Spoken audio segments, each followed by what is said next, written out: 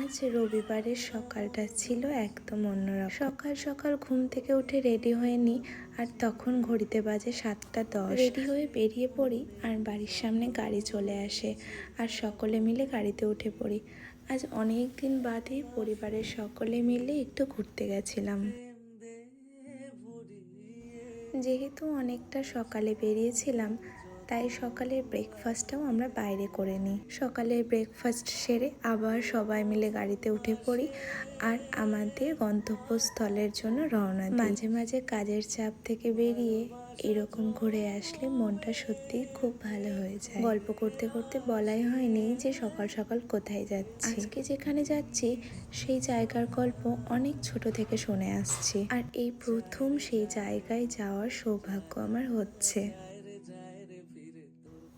আশা করি দেখে বুঝতেই পারলে এবারে কোথায় এসেছি। আমাদের বহু পরিচিত বল্লা মায়ের দর্শনে। ছোট থেকে এই মায়ের সম্বন্ধে অনেক কথা শুনেছি এই মা নাকি অনেক জাগ্রত, আর এই মাকে দেখার ইচ্ছে আমার খুব ছিল, কিন্তু কোনোবারই যাওয়া হতো না। আর এইবারে যে হঠাৎ করে এই ইচ্ছেটা পূরণ হয়ে যাবে সেটা ভাবতে পারিনি। কথা বলতে বলতে রাস্তার অনেকটা পথ হাঁটতে হাঁটতে চলে এলাম। যেহেতু সকালে গেছিলাম তাই রোদের তাপটাও প্রচুর পেয়েছিলাম।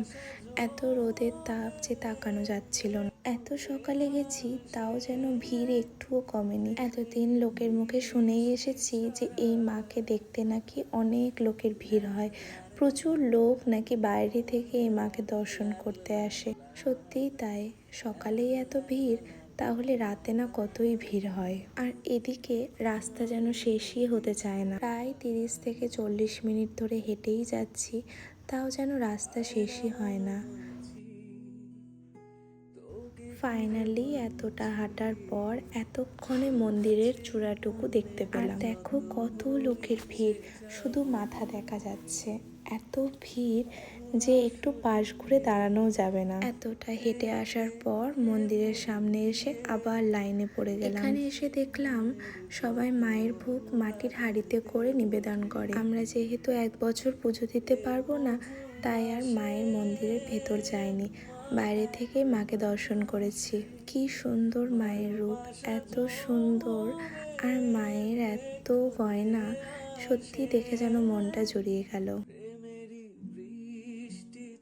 মায়ের দর্শন পাওয়ার পর মন্দিরের আশপাশটা একটু ঘুরে দেখলাম। যে পুকুরে বিসর্জন দেওয়া হয় সেই পুকুরের সামনে কিছুক্ষণ দাঁড়িয়ে থাকলাম। এত ঠান্ডা হাওয়া ছিল যে মনটা জুড়িয়ে যাচ্ছিল। মন্দির থেকে বেরিয়ে একটু মেলা ঘুরে নিলাম আর কিছু জিনিসপত্র কিনে নিলাম। এইসব করতে করতে দুপুরের লাঞ্চের সময় হয়ে গেছিল, অনেকটা বেলা হয়ে গেছিল।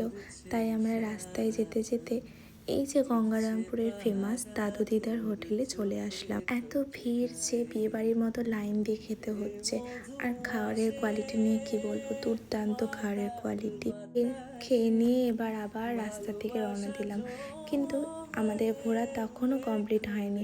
বাড়ি ফিরতে ফিরতে আদিনার ইকো পার্কে চলে আসলাম। বহু বছর আগে যখন এই পার্কটা নতুন খোলে তখন এসেছিলাম, আর এবার প্রথম ফ্যামিলি নিয়ে আসলাম। পার্কে ঢুকে কিছুক্ষণ ঘুরে নিয়ে তারপর সবাই ফটোশ্যুট করতে লাগলাম। কিছুটা টাইম কাটিয়ে এবার সন্ধ্যা লাগতে লাগলো, আর ফাইনালি আমাদের ঘোরাও কমপ্লিট হয়ে গেল, আর বাড়িও পৌঁছে গেলাম। আজকে সারাদিনটা পরিবারের সাথে খুব ভালো কাটলো। তাহলে আজকের মতো এটুকুই।